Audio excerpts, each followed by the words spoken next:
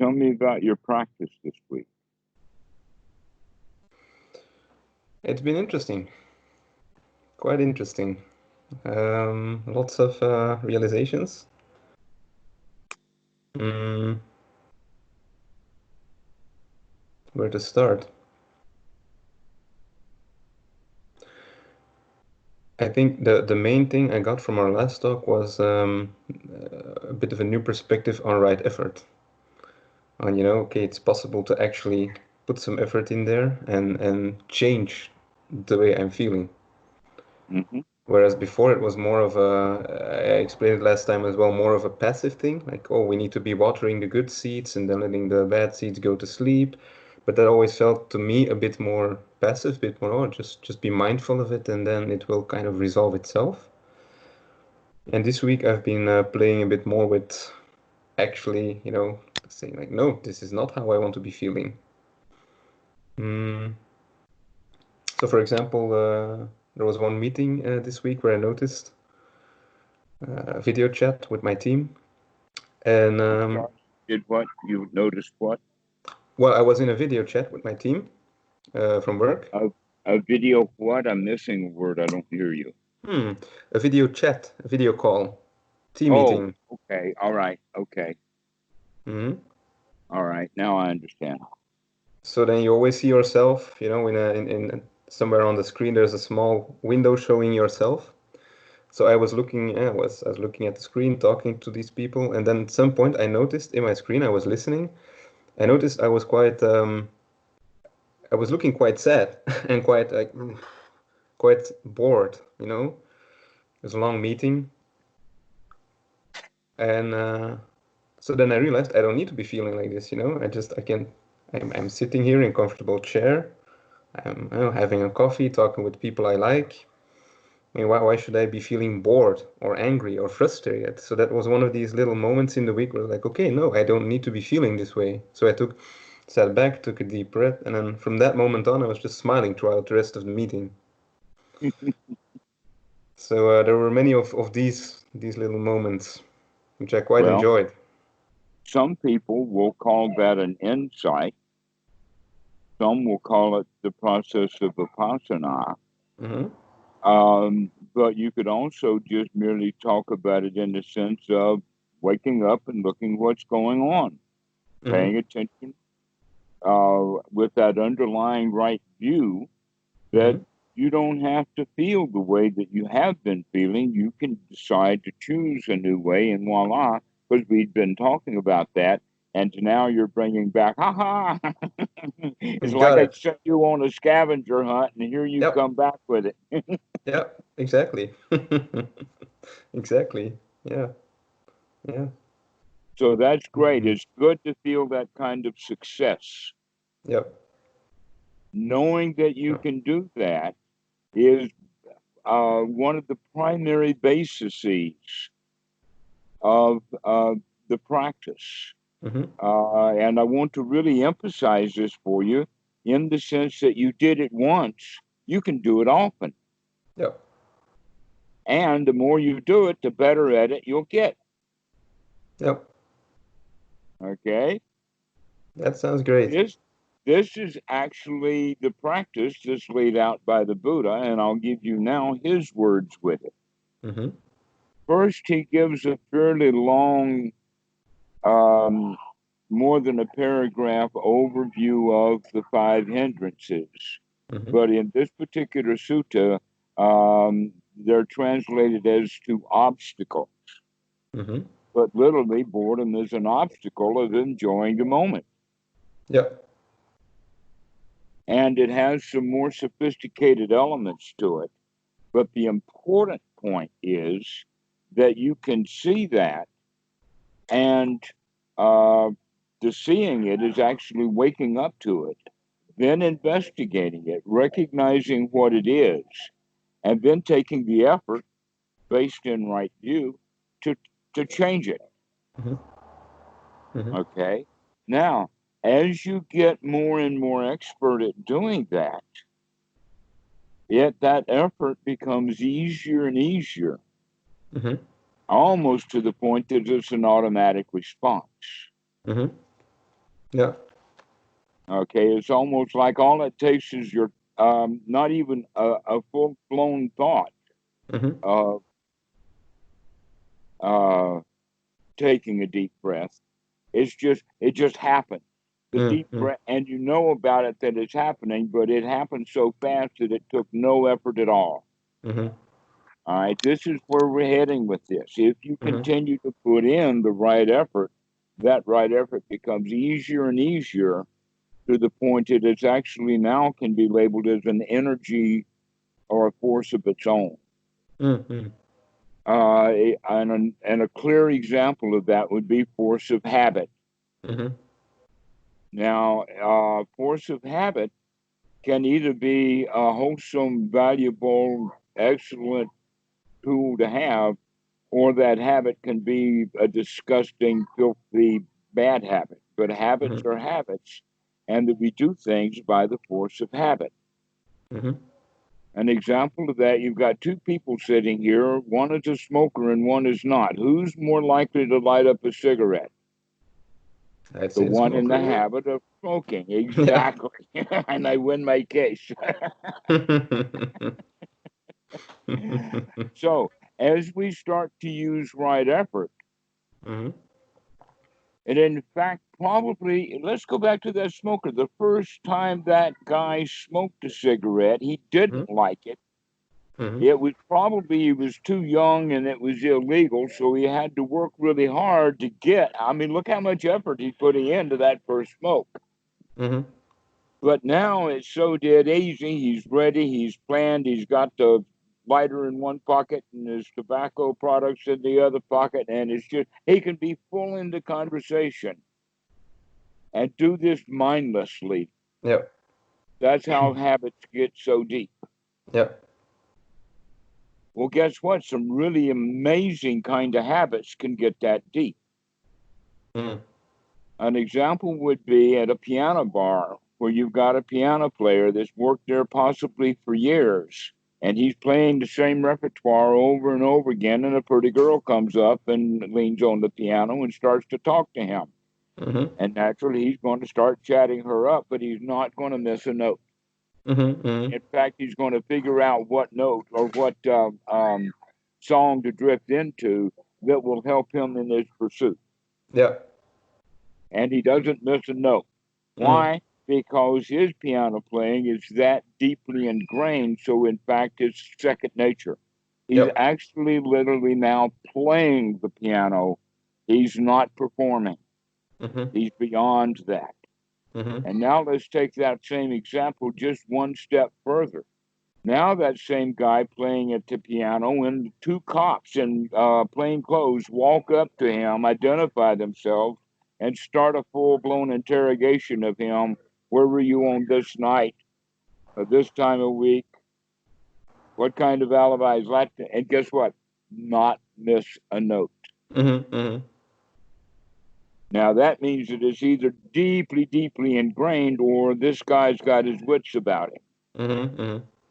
And if he was guilty, he would probably lose it. He's probably innocent. Mm-hmm. Mm-hmm. And he's therefore he can keep going. Mm-hmm. Isn't that interesting? But that's part of the way that the mind works, and Mm-hmm. you beginning to wake up to that. But in this case, it's like how we feel.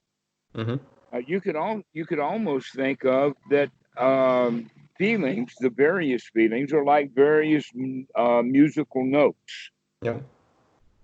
and that we as humans vibrate on those same musical notes. It's like humans are all kind of tuned together.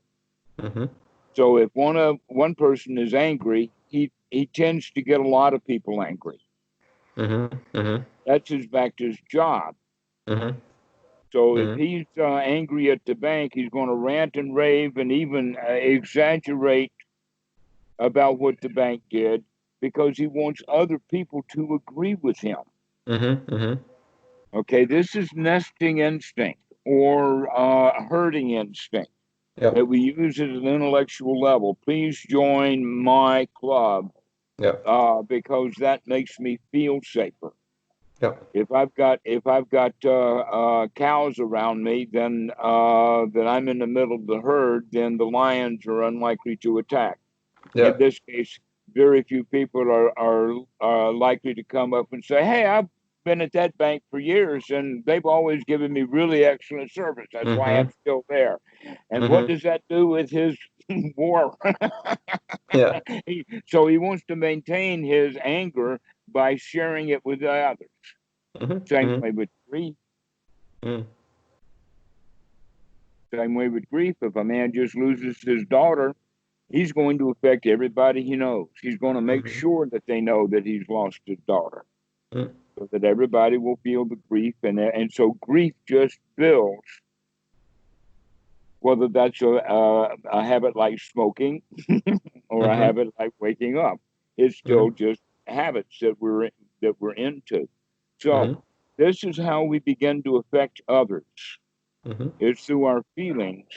If we can choose to feel the way that we feel, then they will start to feel the way that we feel. This is called sympathetic vibration. And this also has a Pali word called mudita. So back in the time of the Buddha knew about this sympathetic vibration that either vibrates at one level of feeling or another. Yeah. Sadness and grief can be spread. Yeah. In fact, that's what happens at funerals. I've got a joke coming. Okay. Let me brace myself. All right. They're at a Christian funeral with all of the Christian accoutrements, including a priest or a preacher or whatever, with a Bible, the whole 9 yards, and yet there's not a Christian there.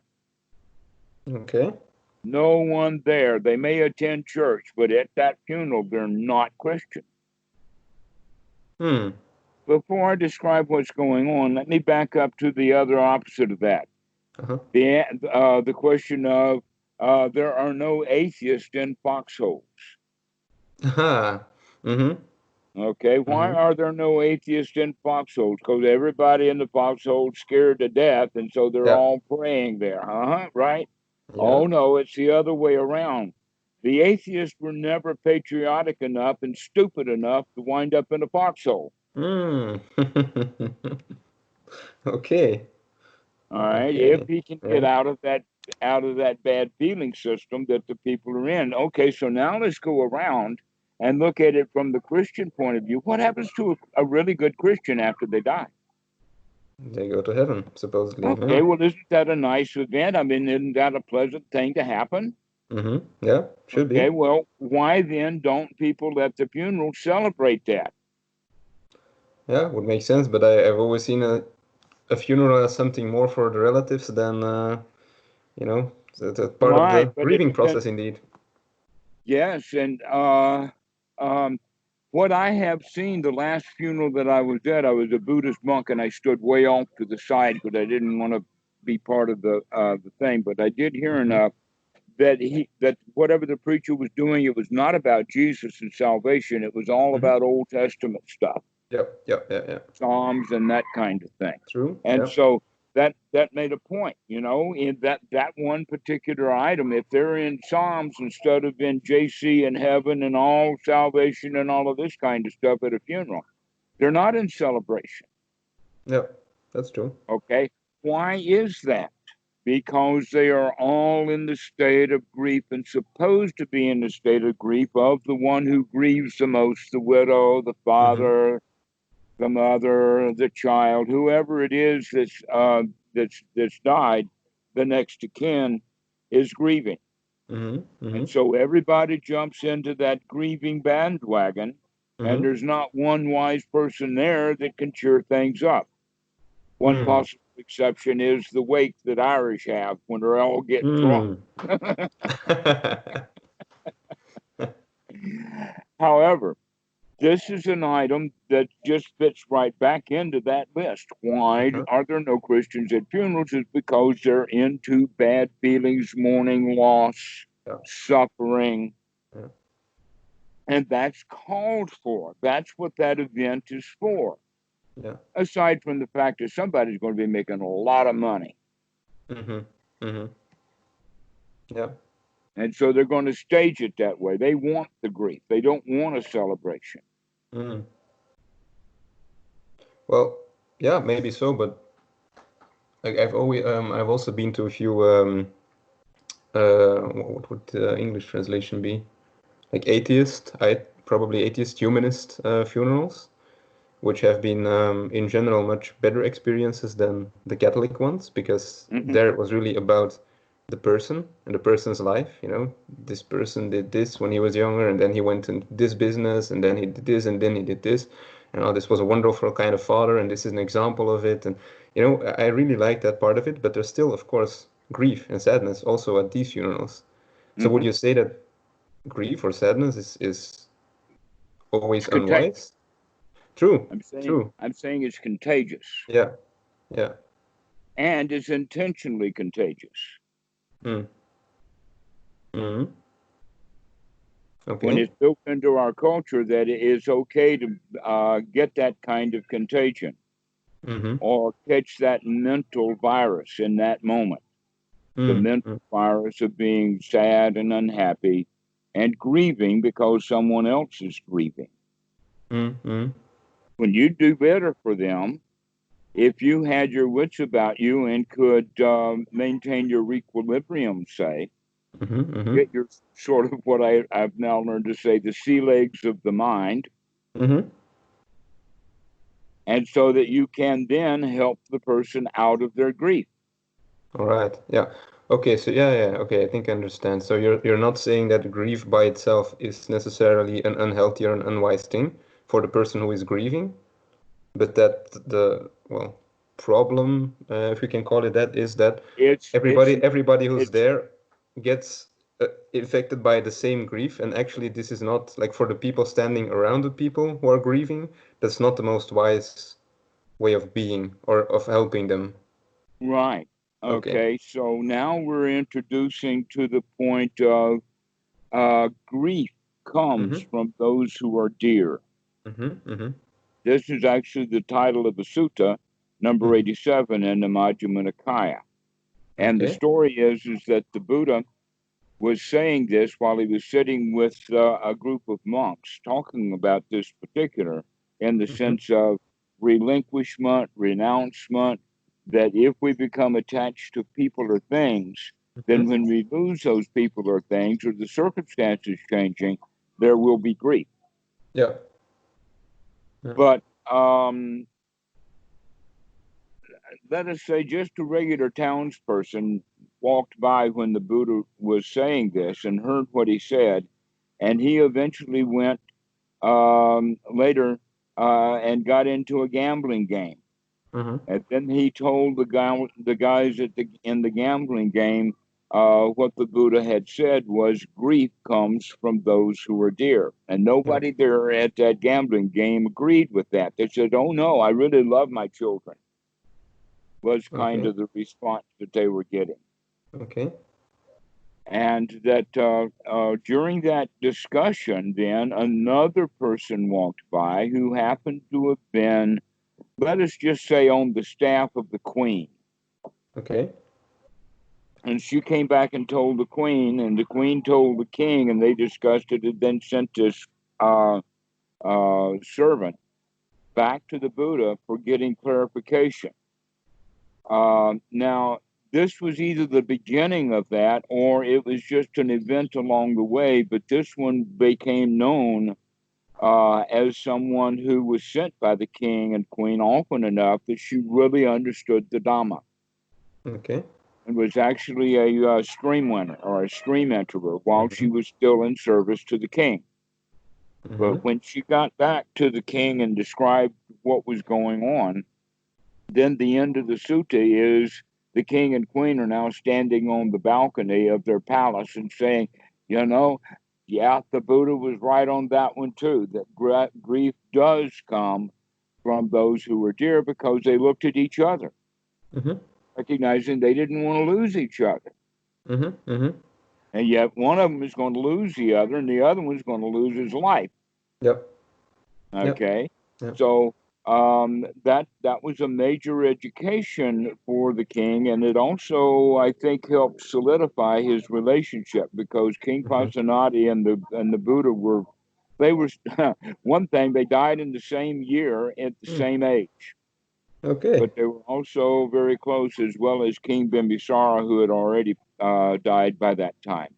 But because he came from royalty, he was known by royalty. Mm. So the circumstances of the Buddha were completely different from the circumstances of Jesus. Mm-hmm. And that the Buddha had a chance of saying the truth directly Mm-hmm. to kinds of things that people don't want to hear. Yeah. And yet, if you understand that, then if you recognize, oh, well, that means that everything that I hold now dear, I will either stop holding it dear, or I will have grief. Mm.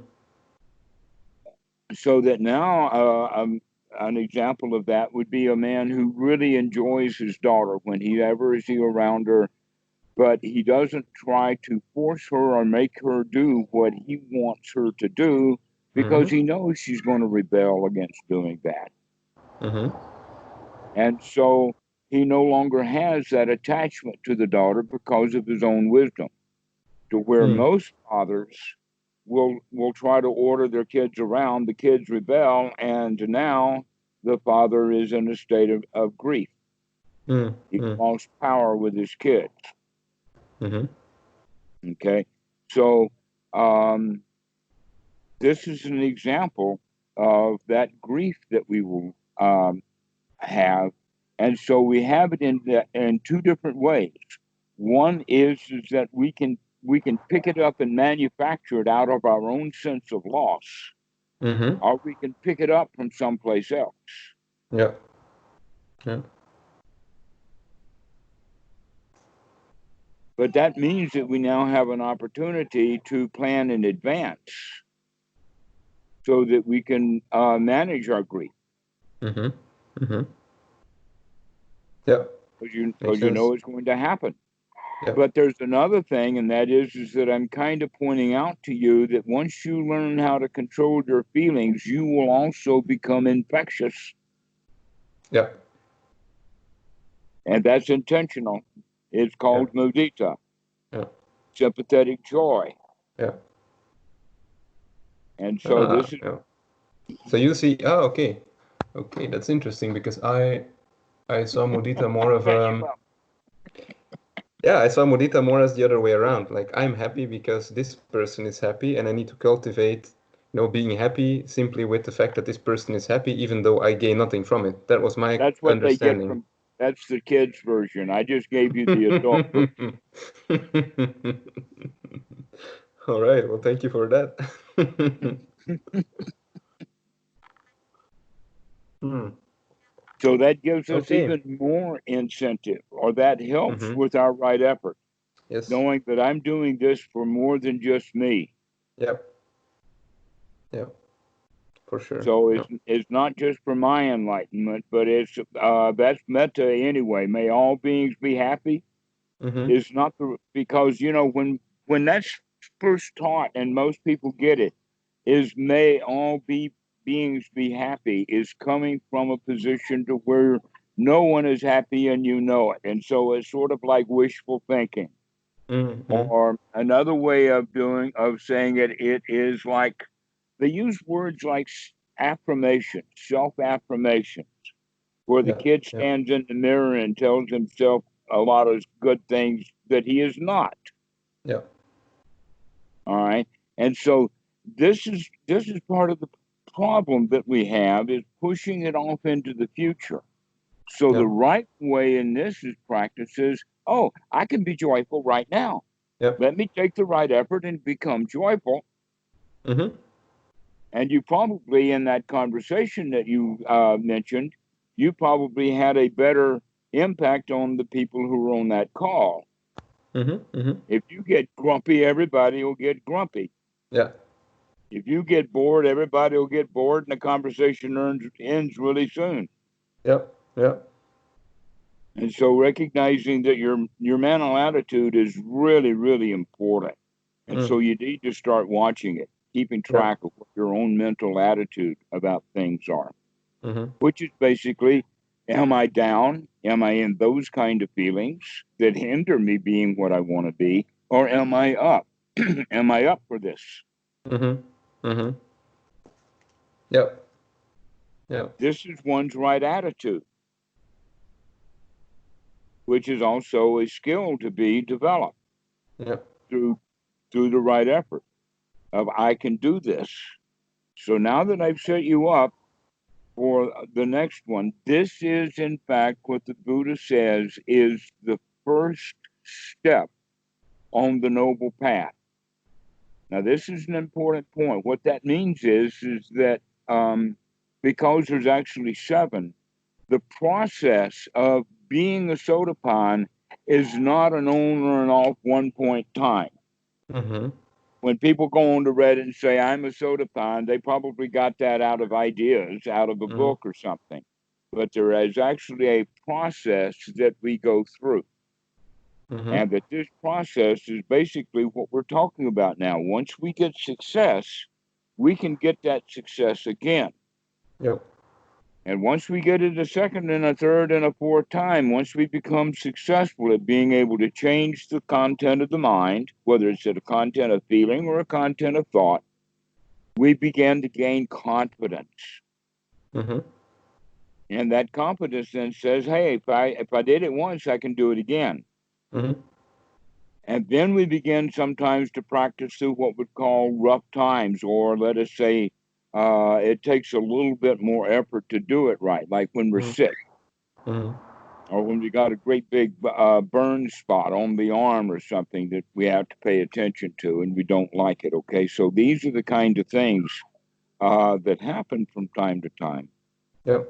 Well, we can get those also as useful tools in the sense of, hey, I got over that just fine.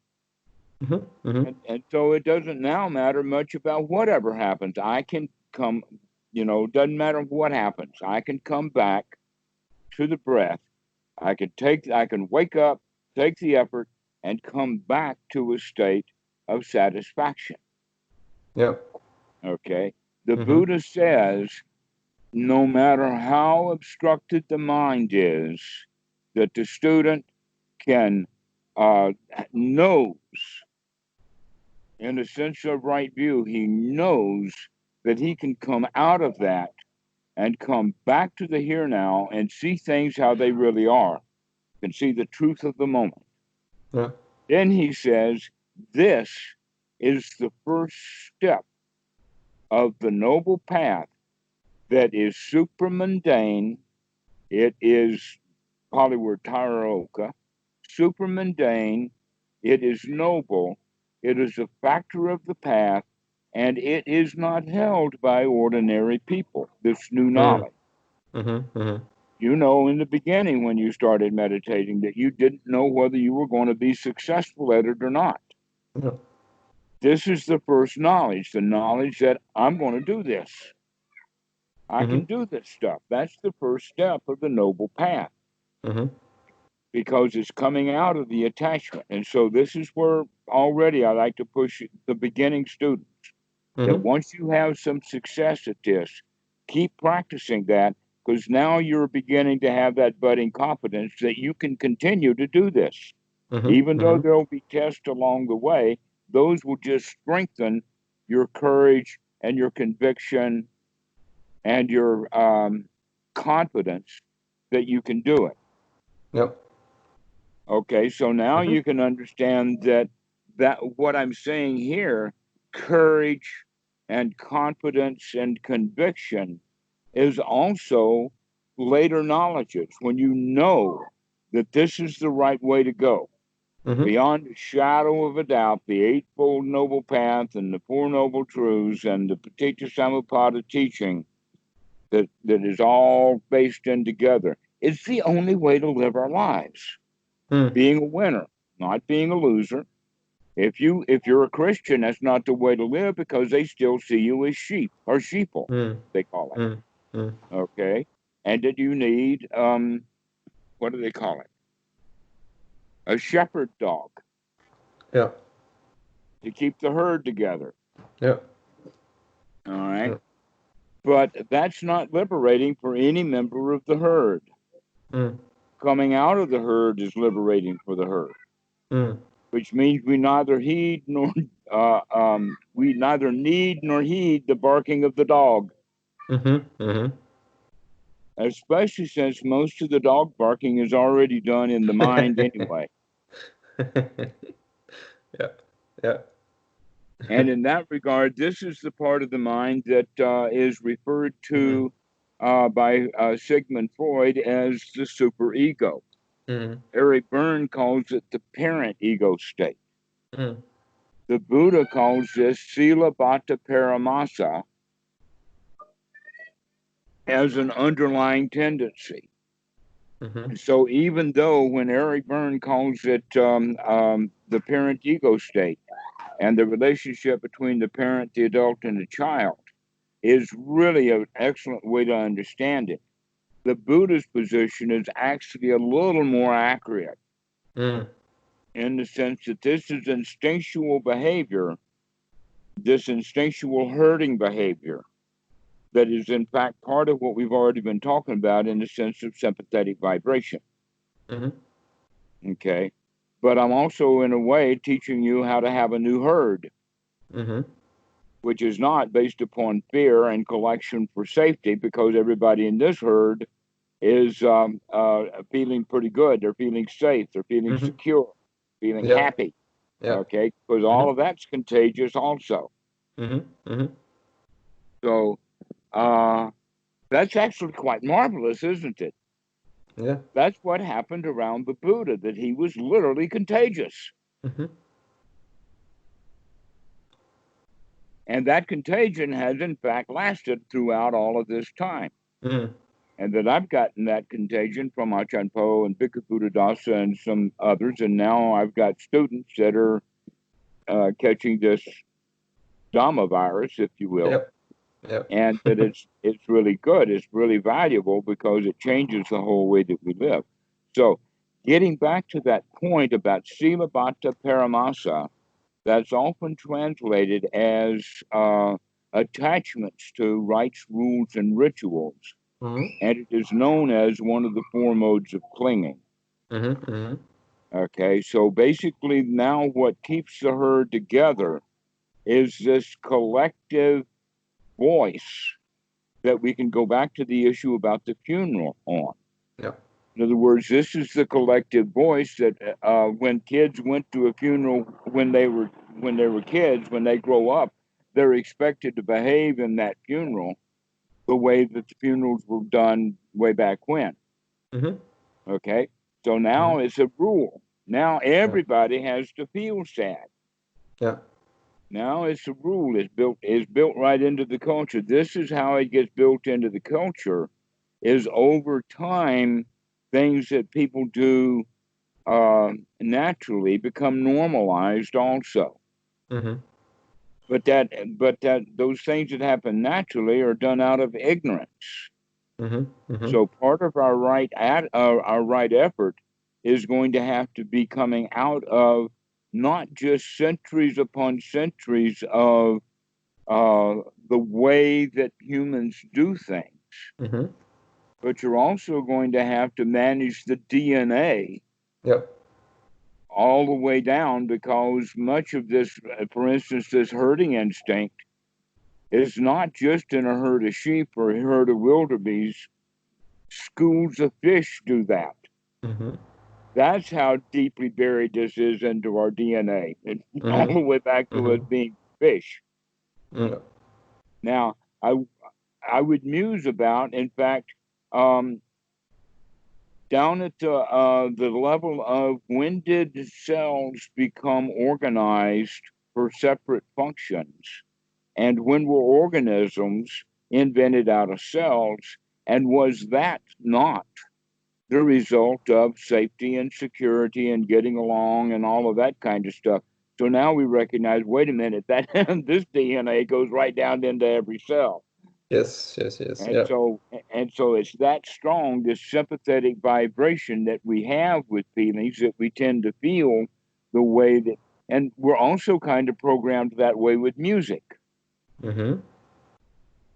That's also buried almost deep into our DNA. So it's really easy to see the difference between a sad song and a happy song. Even Mm-hmm. though the sad songs are very beautiful, because it touches us at a level of bringing up those sad, longing feelings Yep. that we have come to enjoy. Yep. Yep. And Yeah, art is in fact a way of communicating feelings, indeed. Yeah, emotions. yes, and so when we have a noble right view and we begin to see things more and more in a compassionate way, Mm-hmm. that does not mean that we have to feel the pain or be in a state of pain because someone else is in a state of pain. We can merely Yep. recognize it. Going Yep. back to that one example, the guy's daughter Mm-hmm. died, and now his employee feels bad. His Yep. employee is sad. The employee never knew the child, Mm. but the employee is feeling the sympathetic vibration because of it already is some kind of attachment to the boss. Mm-hmm. But now you have two drowning men, Mm-hmm. drowning in suffering. Yep. One through the attachment of um, the grief that comes from one who is dear, Mm-hmm. which is actually quite primal because this also reminds us of our own death. That Mm-hmm. when we lose something, it kind of, not to the point of verbalizing it, but to the sense of everything is temporary, even Yep. me. Yep. But if this employee can, in fact, come back to the teacher or back to his boss uh, with the attitude of cheering the boss up, now things are going to change. In fact, his relationship could improve greatly for the better by Mm-hmm. him being, let us say, a little more equanimous and noble, um, perhaps joking a bit. But you have to be careful about joking. You can't joke about dead babies, for instance. But you can cheer him up Mm-hmm. easy enough. Just a smile will help. Mm-hmm. And then you can say things, wow, you look a whole lot better today. Glad to see you coming out of it. Yep. Yep. Okay? That gives him permission that he can come out of it, that he doesn't Mm. have to stay in that tradition, oh, I'm a father and therefore I have to feel bad for a long, long time or whatever. So Mm-hmm. you can congratulate him for coming out of it. This is the way that we would deal with such things. Mm-hmm. But as you can see, all you're doing is verbalizing the very things that you've been telling yourself already in Yep. this new frame of reference of living our lives not according to the past or what we call personality. Mm-hmm. That in fact, um, part of the path of the Buddha, which comes full fruition in the third knowledge. So the first knowledge is that no matter what, I can do this. That's based upon the fact that we've gotten over a couple of things. One thing that we've gotten over is what is generally referred to as the lowest level of doubt. Mm-hmm. And that level of doubt is the level of doubt that's fully convinced that I can't do it on my own. I've got to have help. So the question is, who can I get to help me? Can I get Jesus to help me? Is there a mommy to help me? Maybe I can call the fire department to help me, or the rescue squad, or maybe a preacher or a psychologist, or even, heaven help us, the Buddhist or a guru or something like this to help us out because we don't think we can do it on our own. Mm-hmm. The second level of doubt is the coming to understand the second noble truth, which is actually the second noble truth is to point out who made this mess. Mm-hmm. All right. When we're talking about greed, ill will, and ignorance, whose greed, ill will, and ignorance is this? Yeah. Yeah. Is it Who's not my mommy's own? greed? Mommy's right. Okay, mommy may have been greedy and ill-willed and ignorant, but that was her problem. Mm-hmm. Okay. So that second noble truth says, no, this is it. And so we come to that knowledge of, oh, I'm responsible. I've got to do it myself. So now the second question that comes up is, am I able to do it? Mm. This is that first knowledge of the Buddha. Yes, I can do this. Yeah. Because I will do it, no matter how obstructed the mind gets. Yeah. Okay, so we'll take that one step further. Not only is that piano player able to get interrogated by the cops, but he can still smile, chat, and have a good time with him while they stand him up, handcuff him, and take him down to the station house. Mm-hmm. How are you going to feel if you get arrested? Not too well, I would imagine, at this moment. Well, you've got a choice, don't you? Yeah, yeah. Okay, so you can actually plan on I'm gonna get my mind so straightened out that I can handle Mm-hmm. even getting Mm-hmm. arrested, so Mm-hmm. that when they haul me in front of the station cop, or the duty desk cop, Mm-hmm. we'll able to say him, officer, these two gentlemen were really good to me. I got to congratulate them. They're excellent police officers. Mm. That's the kind of attitude that we want to have. Yep. Yep. All right, because they're just doing their job. They're Yep. Why does everyone who gets arrested take it personally when the Mm. cops don't even know you? Yep. Now, sometimes it all does happen personally. In fact, of racial and all kinds of issues to where it is. Mm-hmm. But in the case that we're talking about, it's not a personal issue until Mm-hmm. we take it personally. Mm-hmm. Mm-hmm. But if we're capable of not taking it personally, then you can feel the way you want to feel. Mm. So this not taking it personally then is actually a secret ingredient for understanding what the Buddha meant by anatta, Mm-hmm. or no self. Mm-hmm. Mm-hmm. This no self is now listed as the actual fetter of personality view. Mm-hmm. The first fetter is personality view. What that means is people have the view, I am this personality. Mm-hmm. This Mm-hmm. personality that was built up over time, got lots of components, lots of memories, lots of concepts, and a lot of habits of doing the same things over and over and over again. Yep. Now, if people in fact cannot change that personality, then that means that anyone who looks at that sort of thing can kind of get a good idea about how things are headed. Mm-hmm. This is called destiny, Mm-hmm. Mm-hmm. predestination, or Mm-hmm. providence. And we can see it in phrases like, he who lives by the sword dies by the sword. Mm-hmm. Mm-hmm. This is exactly what we're talking about. Well, guess what? That personality is not fixed. That you are not, even if you could figure out who you were, you wouldn't be that same person the next moment. Mm-hmm.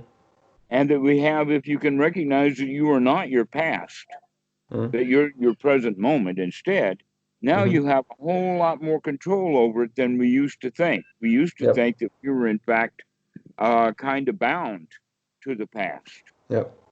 No, you're just in the habit of the past. Mm. But you form new habits. Mm-hmm. But those new habits may be about as much work to do as the old habits were in the forming of them. Yep. And so that's why we have to keep putting in a bit of effort here and there. Yep. But you'd be surprised at how quickly it becomes sort of effortless. As soon as you remember, you can take that deep breath. Wow, I'm glad I'm not thinking about that anymore. Could put that Mm. away. And then if it comes back, we can see it again and say, all right, out you go again. I got rid of you first time. Out Mm-hmm. again. Mm-hmm. Because recurring thoughts do happen. Yep. But you can manage them. If you can manage it the first time, you can manage it a second and a third and a fourth. And the more you manage it, the better at it you get. Yep. Yep. Yep. But if you start feeling, oh, this is really hard to manage, now you've got your old disease again. Mm. This is hard. No, it's Mm. not hard. Just do it again. Never mind.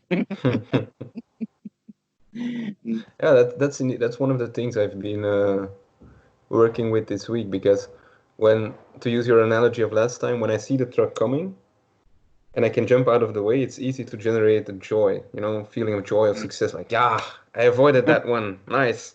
But when I'm laying under the truck, that's when it's a bit more difficult to be happy about it. It's more like, oh, there I go again. Okay, return to the breath. And then it's more of this feeling of, oh, again, instead of, ah, Okay. gotcha. So right now, that's something that you begin to recognize. Exactly. That's exactly what students do. See that too. Mm-hmm. So that you can say, oh, there I go. Wait a minute, I see you saying where there I go again. Yeah. So you can begin to wake up even to that. So you can come up in stages or layers this way. Because that's what happens to all beginners, is they do not like how out of control their mind actually is. Nobody likes that. No. So every time they catch it, they go into bad feelings. Very important to teach them, no, you have to take right effort here. You have to gladden the mind. You have to come out of that state of, I don't like what I'm doing. Because if we have those thoughts, then the next things that will happen is, oh, but I'm going to sit here and I'm going to really work at it because I know someday I can get good at it. Now, that's good determination, but it is also coming from a point of defeat. What is that? Oh, I know what that is. Okay, well, you can play with that.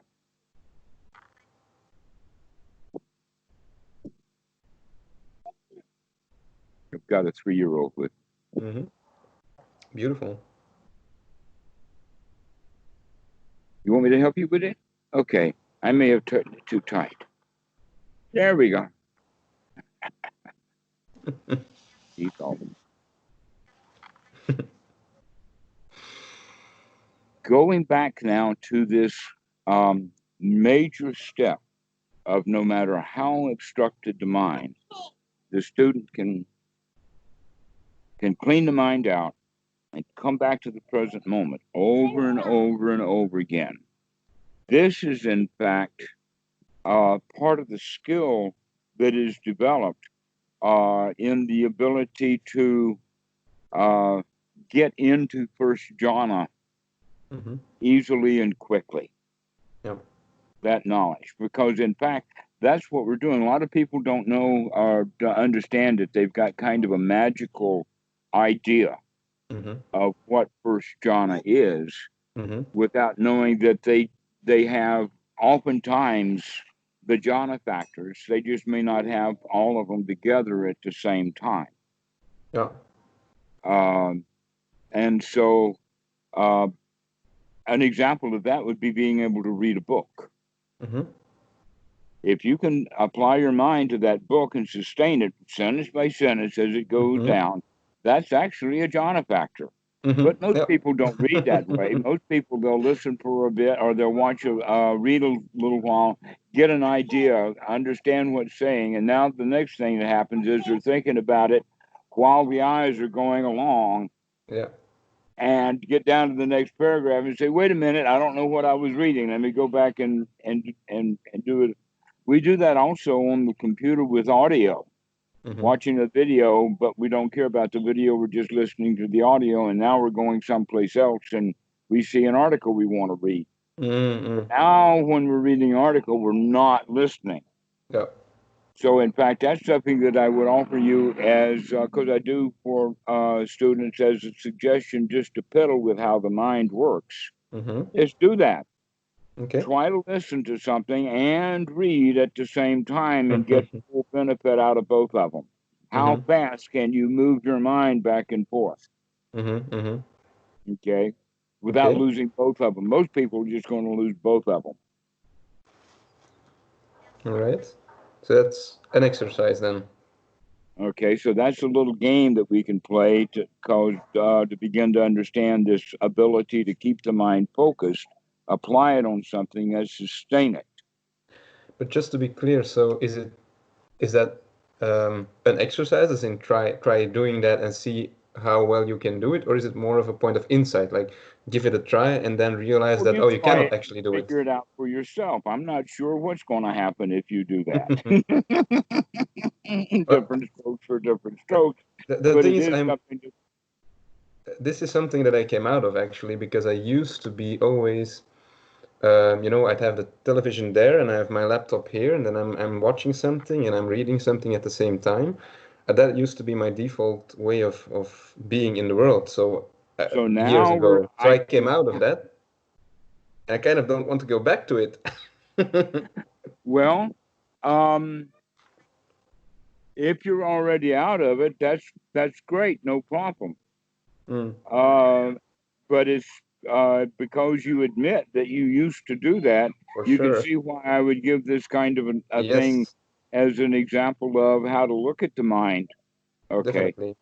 So basically, this practice of anapanasati, of waking up, taking the right effort then to gladden the mind, spark it up, and take that deep breath, are all of the things that we do to set the mind in the condition of first jhana. Uh-huh. And that the last point or the missing ingredient is the ingredient about right attitude of success, or the Mm-hmm. right attitude, I can do this.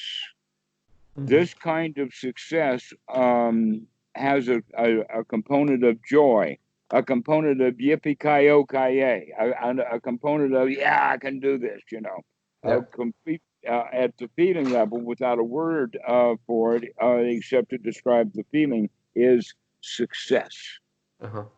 to do it, okay? Yeah. And that this is one's right attitude, which is directly mentioned then in this first knowledge. This first Mm-hmm. knowledge is the awakening of right noble attitude. Mm-hmm. The awakening of right noble attitude is that positive. The Buddha, here's a clear example.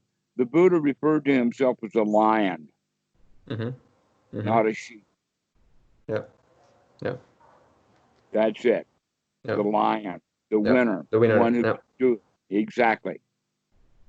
So this is the way that we look at the practice of meditation is, darn tootin', I can do this. Uh-huh. And it doesn't matter how messed up the mind gets. I can keep coming back and coming back and coming back. Mm-hmm.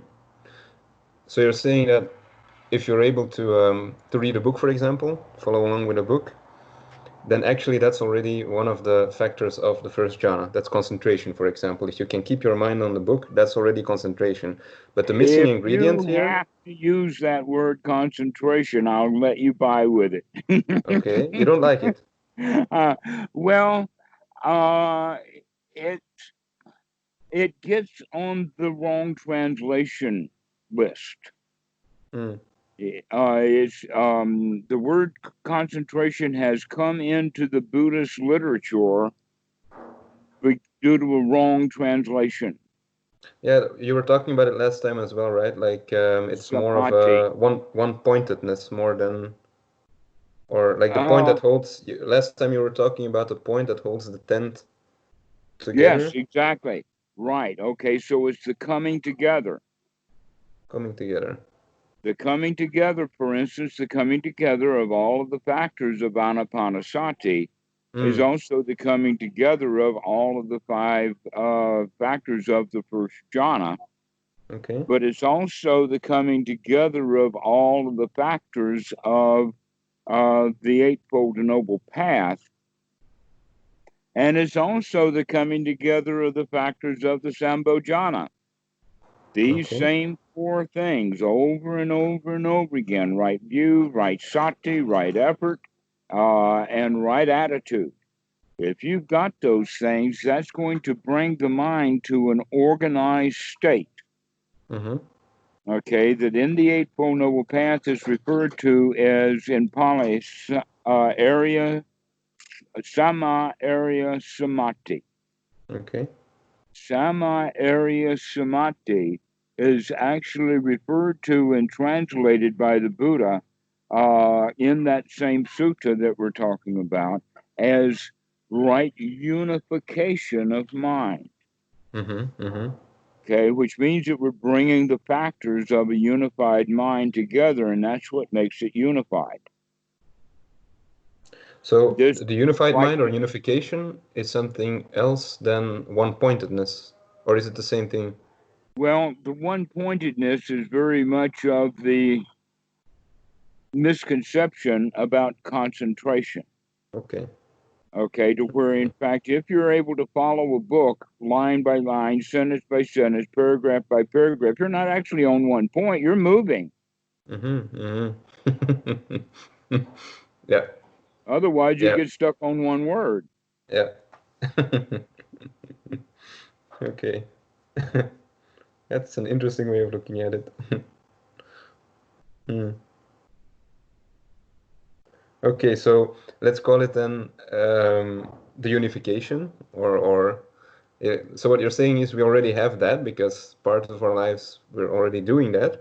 But what's missing here, in the sense of Mhm. first jhana, is that success factor, that winner factor, that attitude. That's what's Right. missing and what we need to add in order to go. Actually, we need that winner's attitude to bring about satisfaction. Okay, yeah, yeah, yeah, yeah, Okay. yeah. That if we're loser, it's hard to gain Mm, satisfaction, even if the battle is over, yeah, because we've lost. No, we yeah, already have the idea, I'm going to get up and do it again. yeah, All right. yeah. Okay. So we have to win, and we keep, and you see, in this sense, it's not a big win. Mm-hmm, It's a big feeling of being a winner. mm-hmm, Different. mm-hmm, mm-hmm, Big wins do not give people the feeling of being a great winner. mm, mm, But training the mind to feel like that you're a great winner, that you can do this. What can you do? You can control your own mind. Who can do that? mm, And so it's not really a competition at all, but really it's a change in attitude on your part yeah, yeah.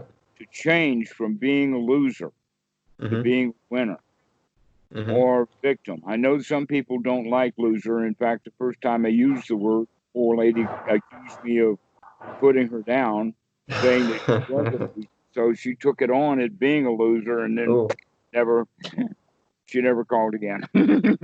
I don't mind. I understand what you're saying. So, and if I don't, I'll ask for clarification. So this is not something that I'm calling you or a student. It's Yeah, just this is the attitude of the mind. yeah, yeah, And the mind works like this. yeah. The mind work. The human mind works today the same way it did 2,500 and perhaps even 25,000 years ago. Mm. It hasn't changed very much, and the reason for that is humans are not using it very well.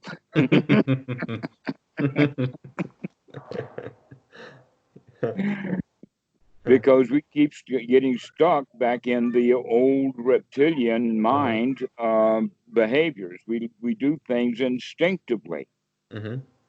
We herd together and feel bad together, and Mm-hmm. we want security. We feel insecure. Yeah.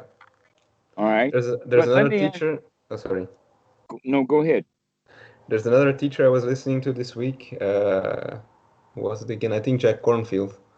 Yeah, Jack Cornfield, who was talking about this in terms of spreading the Dharma and becoming a Dharma teacher.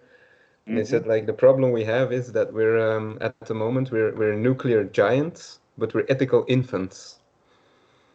It's kind of the same thing, We're not using our minds exactly the most helpful way. We've all this technology and all this, amazing things that we're doing, but actually on the level of, morality, ethics, wisdom, we're actually still not too different from people 2,000 years ago.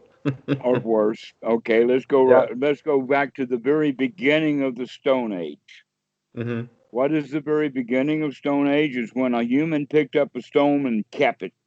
Yeah.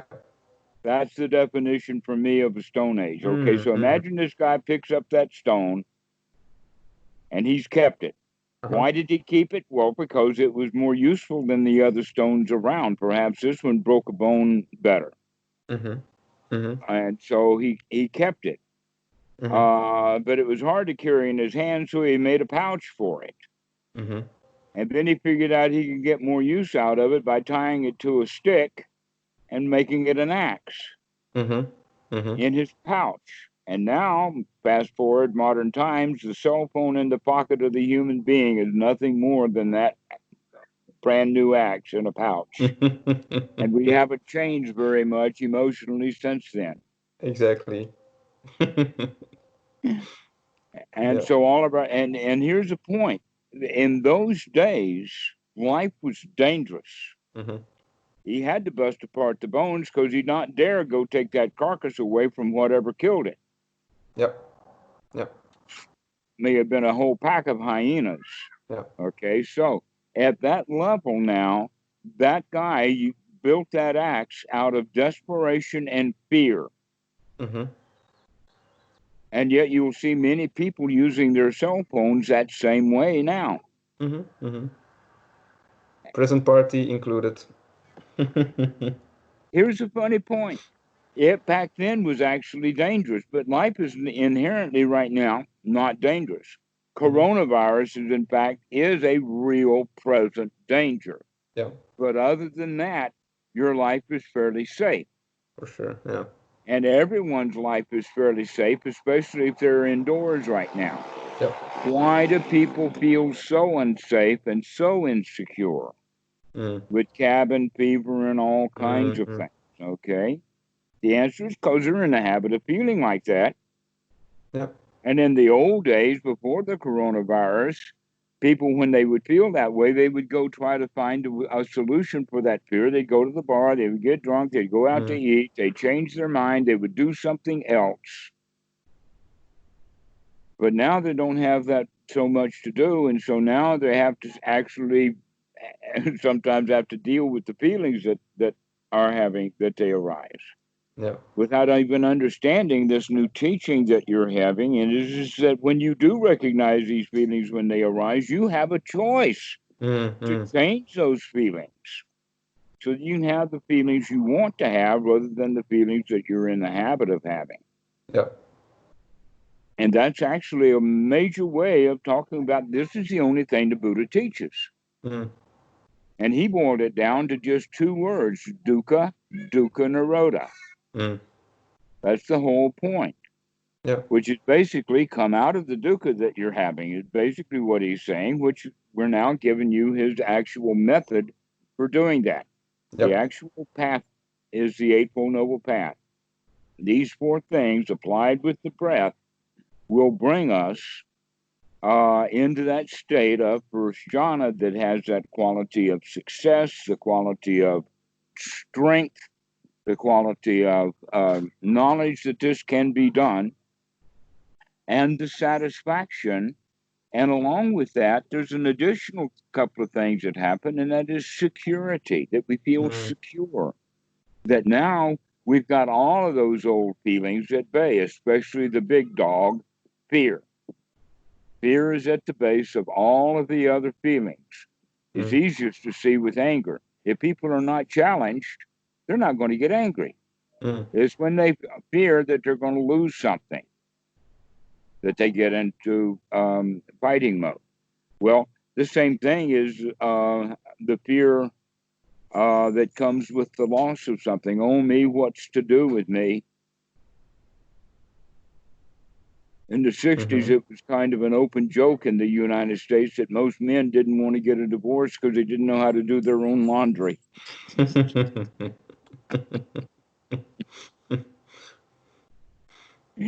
Fear, okay, Yep. fear of loss, fear, Yep. and that Yep. this whole stuff is what we're in the habit of doing. And uh, every generation of humans has been doing that, except for Mm. occasionally a group or an individual can actually change the way that he feels. And once in a while, you'll have someone who wasn't subject to that stuff and just kind of feels good all the time and doesn't have any trouble. Mm. He doesn't need what we're teaching because he's already got what we're teaching Mm. and Mm. was able to overcome it. But most people, we have to do that effort. It's not a Yep. struggle. If you struggle, you're just doing what you used to do. Mm. But if we take right, knowledgeable effort of just the right amount to shove the mind out of his bad feelings into a state of, I keep coming up with Thai words to describe it. So I'll have to learn Thai, right? No, you don't have to learn Thai. I can speak English when I think about it. The Thai word is sabai, sabai. Okay. Another way would be copacetic, or everything's all right. Everything is good.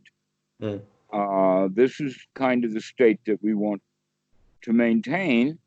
Or if you want to perk that up a little bit, you can. That's up to you. You can begin to feel, literally, you can feel the way you want to feel. It's your choice.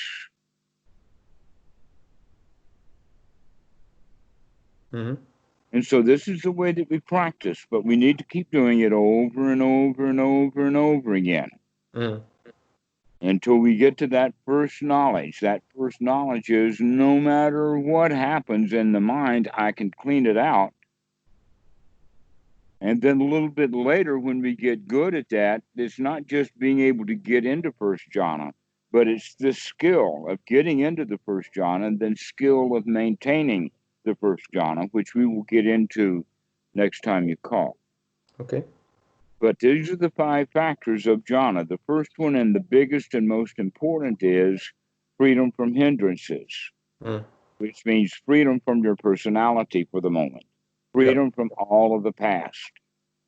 Okay, that's the first one, is to get those hindrances out.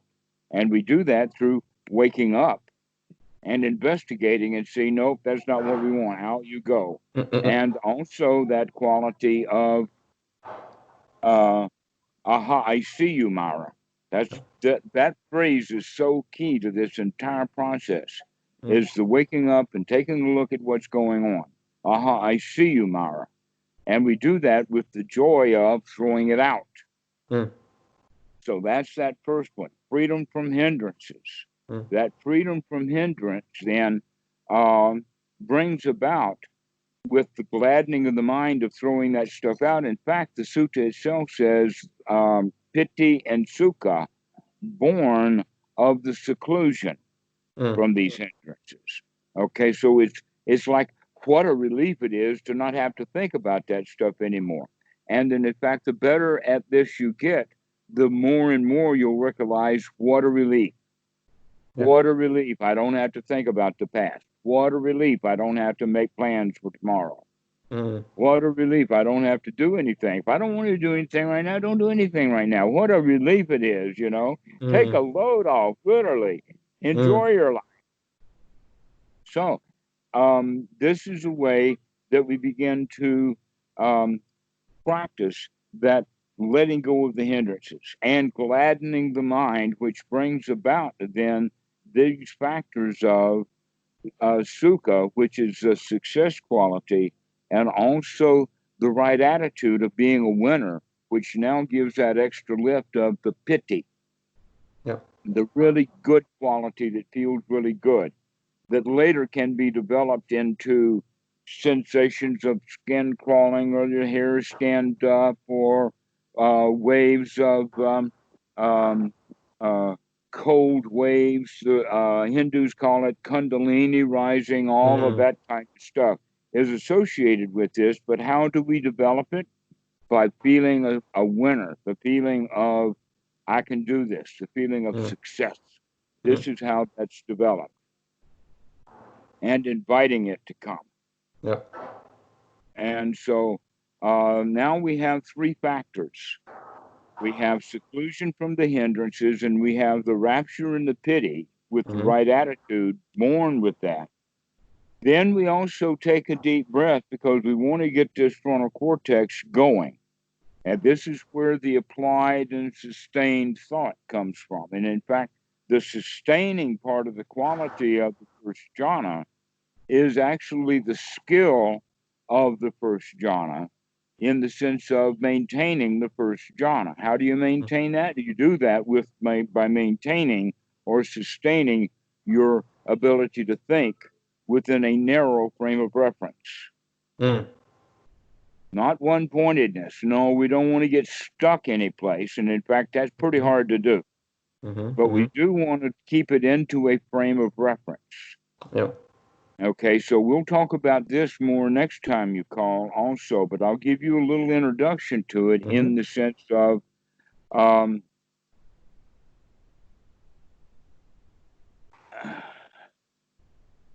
we can choose what kind of thoughts we have. In fact, we did that when we woke up. When we said, out you go, Mr. Hindrance. I see you, Mara. Okay, we made that. So how are we going to sustain the first jhana is by being on guard for the very kind of thought that we were able to throw out so we could get into this state. We're going to guard the mind to make sure none of those kind of thoughts come back in, because if they do, they will pull us back into that old normal state. Okay? So that means basically we're going to start defining whether a thought is going to be a wholesome thought or an unwholesome thought. Yeah. And I'll give you this to start to figure out. And the hint is unwholesome thoughts are what take you out of the state of pleasure and joy that you're in. And the wholesome thoughts will keep you in it. Yeah. So the kind of wholesome thoughts that would be wholesome would be thoughts about what my practice is right now. What am I doing? How am I breathing? Investigation, okay? Taking care of this present moment. Those are thoughts that will keep you in this present moment. Yeah. But thoughts of Aunt Susie is going to pull you right out of this. Okay? So this is the first way of looking at it, is what are good wholesome thoughts and those thoughts that are not wholesome. The unwholesome thoughts are the ones that are going to take you back into personality, and the wholesome thoughts are going to keep you above personality. Lokatara, above your own world. Which is actually, there's a very humorous, easy way of saying that.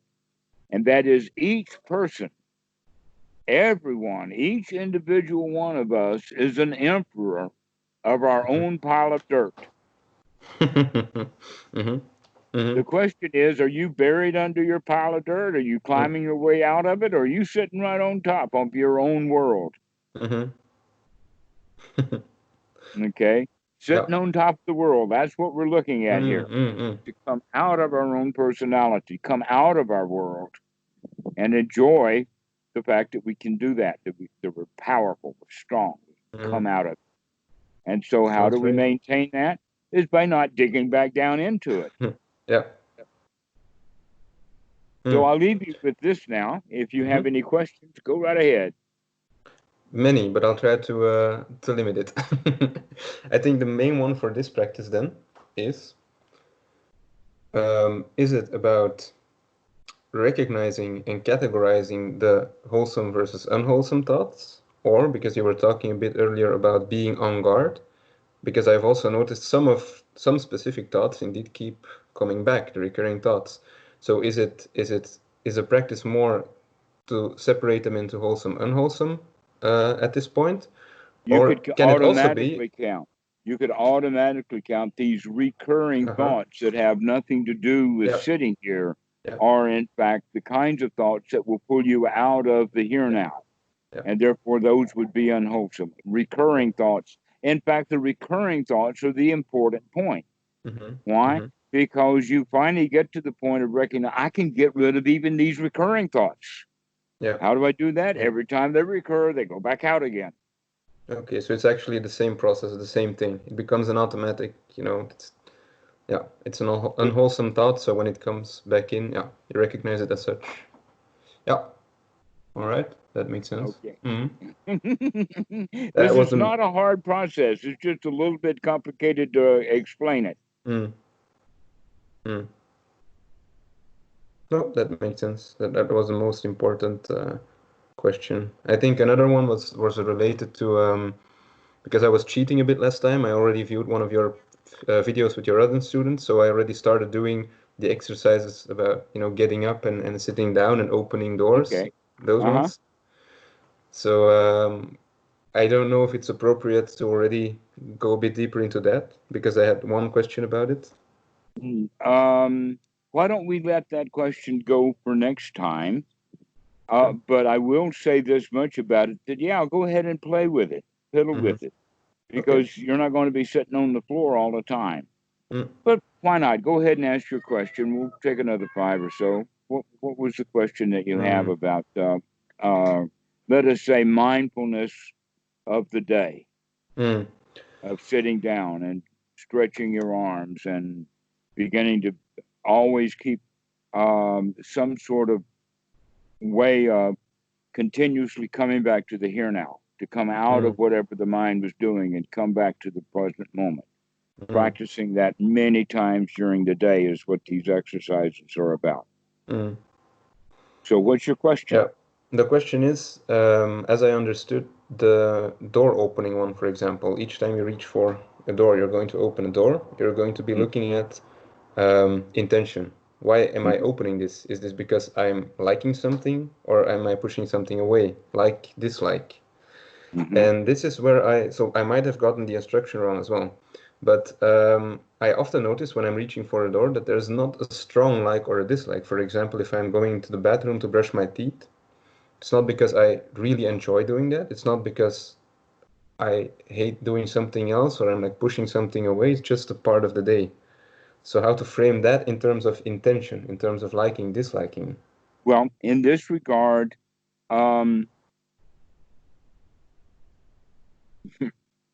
you whether you like what brushing your teeth or not, the intention of opening the door to go in there Mm-hmm. was to brush the teeth, and Yes. that's what we're getting at, Okay. is to keep in focus what you're intending to do. Okay. Okay, Yeah, this so is it's what not so it's much all about. about separating into liking, disliking. It's really just purely about what am I doing right now? Right now, what's my intention? Yeah, Why am I going into that room? yeah. Okay, that makes sense. Yeah. That's All right. exactly what this is about, is to get in touch with our intention, which Mm-hmm. is actually another way of saying upadana, Mm. of wanting, the Mm-hmm. grasping, the intention. Why are you actually going through a door? Mm-hmm. It's because Mm-hmm. you want something. Okay, so now we're beginning to pay attention. First off, in the beginning, is to pay attention to what did we want. Mm-hmm. But very quickly, we begin to understand that the original point of this is to get us to see that we want. See Mm. that wanting itself, because it's taking you into the other room and opening the door. That Mm. want is Mm. pretty strong now, isn't it? Mm. No. Okay, so begin to see this upadana. These are various aspects of paticca samuppada, Mm. which Mm. we have already been tampering with, but we haven't really opened that box yet. Mm. Mm. All right. And so, working with feelings, working with liking and not liking, and working with the intention of, which is actually the wanting. Wanting or intention is, in fact, putting into practice the feeling of, I like it. Mm. Mm. Okay. I like Mm. it. I want it. I'm going to do Mm-hmm. something about it. Okay. So this is all Yeah. the ways of the personality. Mm-hmm. Mm-hmm. All right. Okay. So That play with already. that. Yep. Much to Will do. learn. But also a major part of this is the sati that you do, that you wake Mm. up. Mm. Wake up when you open that door and say, why am I going through this door? Yeah. So you do some investigation. That's what it's all about, is Mm. sati, to wake up and to see what's going on, to investigate. Yeah. And it's appropriate to be doing these exercises. I mean, I understand it's good to be doing them at the same time, but you don't see any objections to me practicing with both the wholesome versus unwholesome thought, and at the same time also doing these other exercises. That's okay. The whole point about keeping the unwholesome thoughts out is so you can sustain your good feelings the way you would Mm-hmm. be able to sustain being able to read a book. Yep. Yeah. All right. That's the Mm. classification for wholesome and unwholesome. Yeah. Wholesome thoughts keep you Yeah. there. Unwholesome thoughts pull you out. Mm. No, I think my question was more, is it okay to be doing these exercises at the same time, like all of this, or am I trying to bite off more than I can chew at this point? That's I think the Well, you question. have the same number of minutes in a day, whether you're sleeping or reading a book or Mm-hmm. arguing with Aunt Susie, as you Mm-hmm. do with this. Mm-hmm. Mm-hmm. Okay. The question is, are you struggling? Mm. Are you when you say biting off more than you can chew, Mm-hmm. that means you want something. Mm-hmm. Okay, so start looking at that wanting rather than enjoying. Mm. This is all about enjoying the moment. So if Yep. you want to enjoy every moment, then you keep practicing more and more of the moments. Mm-hmm. But if you were thinking things like, oh, I've got to practice all the time because what I'm practicing right now isn't good enough, now we're back into dukkha, wanting things Mm-hmm. we don't have. And Yep. we're practicing to come out of dukkha into a state of satisfaction. And this is so easy as a concept, but boy, it's really Mm-hmm. hard for folks to actually realize, yeah, Yeah, much of what I've been doing is suffering. it's simple, but it's not easy. Mm. Well, it's not easy until you allow finally to figure out how to make it easy. Mm-hmm. And that's the hard All right. but that Mm. was a joke. No, you Yeah. can figure it out. No, you can do this. You can Mm-hmm. Mm-hmm. have the confidence. This is not Mm-hmm. hard. This is Okay. playful. All right. Okay. Okay. Thanks Okay, a lot. Daniel. We'll see you later. How's your Yep. raffle card? Happily unturned again. Okay, see you. See you later. Thank you.